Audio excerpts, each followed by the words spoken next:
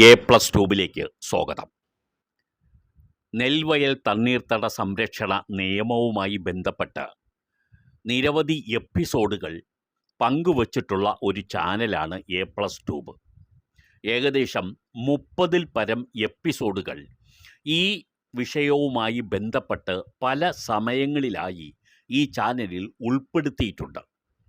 പല സബ്സ്ക്രൈബേഴ്സിൻ്റെയും പല സംശയങ്ങൾക്കുമുള്ള മറുപടികൾ എപ്പിസോഡുകളായി ചെയ്തിട്ടുമുണ്ട്. എന്നാലും ഇപ്പോഴും സംശയങ്ങൾ ചോദിക്കുന്നതായി കാണുന്നുണ്ട്. ഈ സംശയങ്ങൾ പൊതുവെ വരുന്നത് പുതിയതായി ഈ ചാനലിൽ ജോയിൻ ചെയ്യുന്നവരിൽ നിന്നാണ്. മുൻ എപ്പിസോഡുകൾ കാണാത്തതുകൊണ്ടാണ് അവർക്ക് ഈ വിഷയവുമായി ബന്ധപ്പെട്ട് പുതിയ സംശയങ്ങൾ ഉണ്ടാകുന്നത്. ഇന്നത്തെ എപ്പിസോഡിൽ എല്ലാവർക്കും വേണ്ടി, പുതിയ സബ്സ്ക്രൈബേഴ്സിനും മുൻപ് ഉള്ള സബ്സ്ക്രൈബേഴ്സിന് സംശയമുണ്ടെങ്കിൽ അവർക്കും വേണ്ടി പൊതുവായി അറിഞ്ഞിരിക്കേണ്ട വിവരമാണ് ഉൾപ്പെടുത്തിയിരിക്കുന്നത്.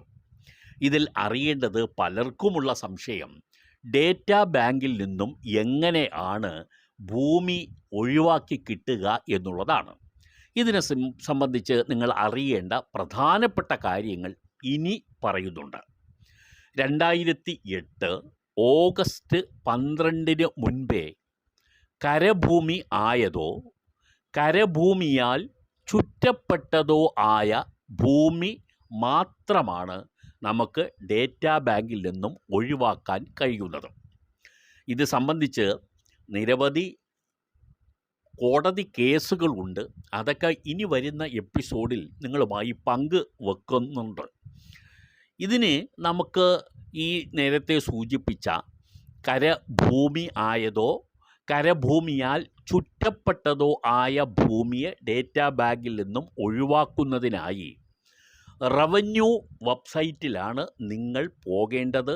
അവിടെ നിങ്ങൾക്ക് ഫോറം നമ്പർ 5 കാണാൻ കഴിയും.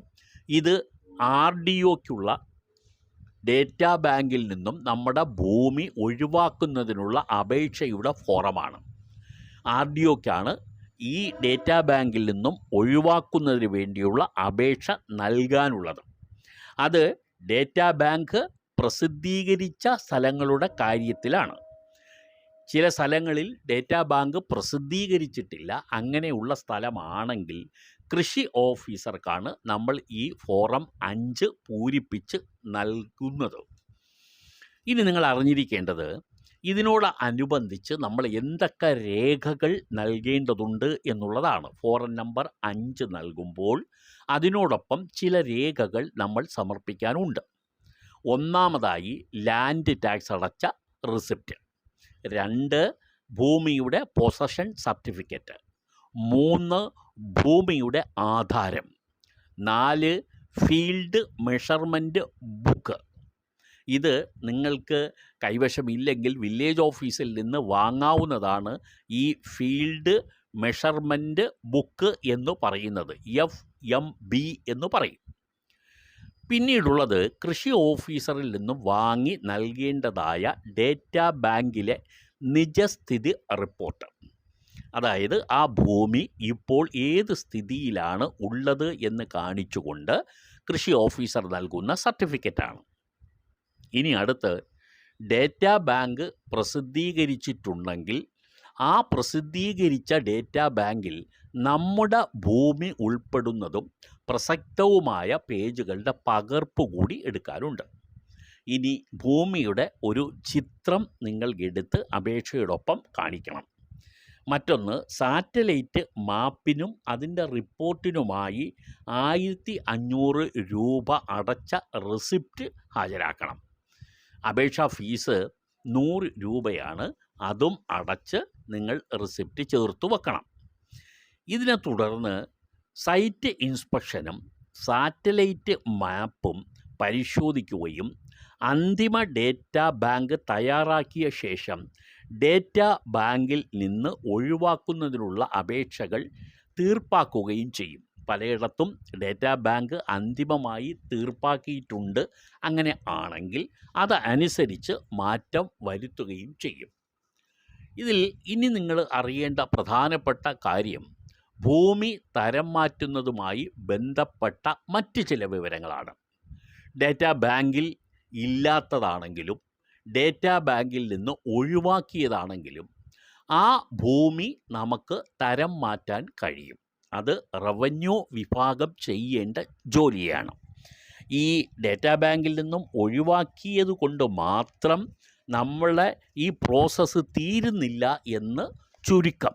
വീണ്ടും നമ്മൾ റവന്യൂ റെക്കോർഡ്, പ്രത്യേകിച്ച് റവന്യൂയുടെ ബേസിക് ടാക്സ് രജിസ്റ്ററിൽ മാറ്റം വരുത്താൻ ഉണ്ട് എന്നുള്ളത് മനസ്സിലാക്കണം. ഇല്ല എങ്കിൽ വീണ്ടും നമ്മൾ ലാൻഡ് ടാക്സ് അടയ്ക്കുമ്പോൾ കൃഷിഭൂമിയാണെന്ന് തന്നെ എഴുതി തരും. കാരണം റവന്യൂ റെക്കോർഡ്സിൽ അങ്ങനെയാണ് കാണുന്നു എന്നുള്ളത് കൊണ്ടാണ്.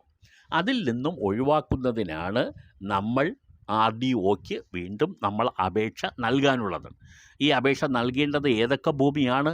ഡേറ്റാ ബാങ്കിൽ ഇല്ലെങ്കിൽ, അതുപോലെ ഡേറ്റാ ബാങ്കിൽ നിന്നും ഒഴിവാക്കിയെങ്കിൽ ആ ഭൂമി നമുക്ക് റവന്യൂ റെക്കോർഡ്സിൽ തരം മാറ്റാൻ കഴിയും. ഇതിനു വേണ്ടി എന്തെല്ലാം രേഖകൾ നൽകണം?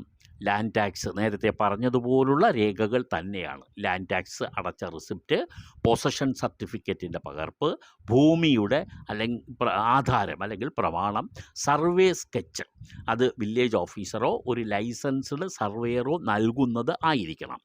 ഡേറ്റാ ബാങ്കിൽ ഭൂമി ഇല്ലെന്നുള്ള സാക്ഷ്യപത്രം നേരത്തെ പറഞ്ഞതുപോലെ ഹാജരാക്കണം. ഡേറ്റാ ബാങ്കിൽ നിന്നും ഒഴിവാക്കിയിട്ടുണ്ടെങ്കിൽ ആ ഉത്തരവിൻ്റെ കോപ്പി ഹാജരാക്കണം.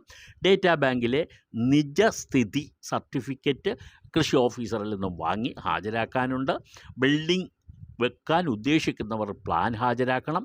ജലസംരക്ഷണ നടപടികൾ സ്വീകരിച്ചിട്ടുണ്ടെങ്കിൽ അത് കാണിക്കണം. ജലസംരക്ഷണ നടപടികൾ എന്ന് പറഞ്ഞാൽ അത് ബന്ധപ്പെട്ട ഏതൊക്കെയാണ് നമ്മൾ അത്തരത്തിൽ സംരക്ഷണ നടപടികൾ സ്വീകരിക്കാൻ ഉദ്ദേശിക്കുന്നതെന്ന് കാണിക്കുന്ന വിവരമാണ്.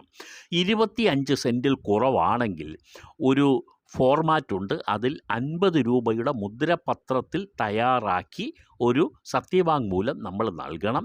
കരഭൂമിയായ കാലഘട്ടം എത്രയാണെന്ന് തെളിയിക്കുന്ന രേഖയുണ്ടെങ്കിൽ അത് കാണിക്കണം. സാറ്റലൈറ്റ് മാപ്പ് കാണിക്കണം.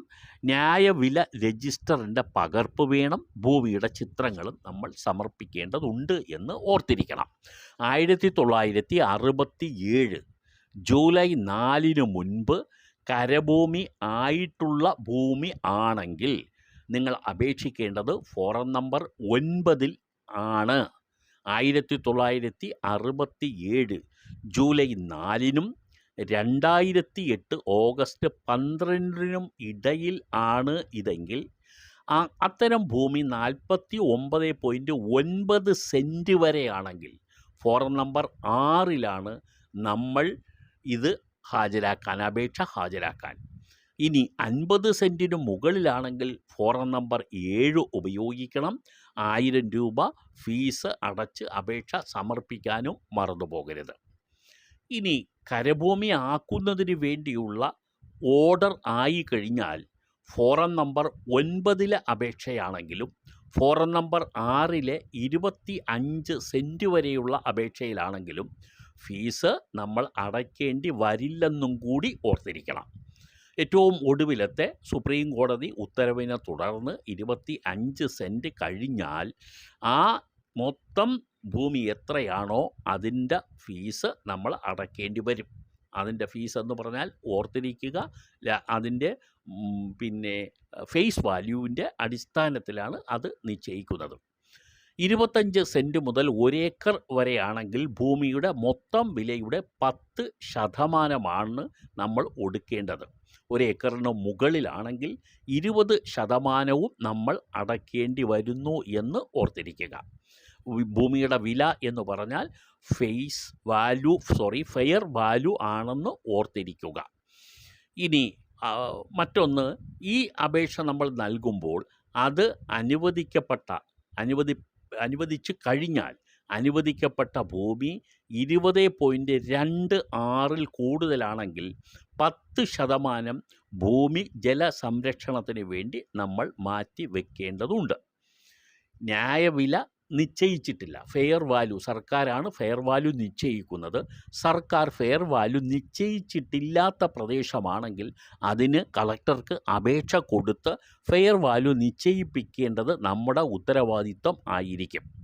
ഇങ്ങനെ ഫെയർ വാല്യൂ നിശ്ചയിച്ചതിൽ കൂടുതൽ ആണെങ്കിൽ അത് കുറവ് വരുത്തുന്നതിന് വേണ്ടി നമുക്ക് ഫീസ് അടച്ച് അപേക്ഷ RDOയ്ക്ക് കൊടുക്കുകയും ചെയ്തു. ഇനി RDO ഈ ഫെയർ വാല്യൂ കുറയ്ക്കാനുള്ള അപേക്ഷ നിരസിച്ചാൽ 500 രൂപ ഫീസ് അടച്ച് അതിൻ്റെ ഈ റെഫ്യൂസ് ചെയ്ത ഉത്തരവിൻ്റെ പകർപ്പ് സഹിതം ജില്ലാ കളക്ടർക്ക് 30 ദിവസത്തിനുള്ളിൽ തന്നെ അപ്പീൽ കൊടുക്കണം. RDOയുടെ ഉത്തരവ് ലഭിച്ച 30 ദിവസത്തിനുള്ളിൽ തന്നെ അത് കൊടുക്കുകയും വേണം എന്നുള്ളതും ഓർമ്മിപ്പിക്കുന്നു. ഇതാണ് പ്രധാനമായും നിങ്ങൾ ഈ ഡേറ്റാ ബാങ്കുമായി ബന്ധപ്പെട്ട് ഭൂമിയെ അതിൽ നിന്ന് ഒഴിവാക്കി കിട്ടുന്നതിന് എടുക്കേണ്ട നടപടികൾ. ഇത് സംബന്ധിച്ച മുൻ എപ്പിസോഡുകൾ പ്ലേലിസ്റ്റിലെ ഡേറ്റാ ബാങ്കിലേക്ക് പോയാൽ നിങ്ങൾക്ക് കാണാൻ കഴിയും. ആ വിവരങ്ങളും നിങ്ങൾക്ക് മനസ്സിലാക്കാൻ കഴിയും. തുടർന്നും ഈ വിഷയവുമായി ബന്ധപ്പെട്ട പല എപ്പിസോഡുകളും ഇനിയും ഈ ചാനലിൽ ഉൾപ്പെടുത്തുന്നുണ്ട്. അറിയാൻ ആഗ്രഹിക്കുന്നവർ തീർച്ചയായും സബ്സ്ക്രൈബ് ചെയ്ത് മുന്നോട്ട് പോവുക. നന്ദി.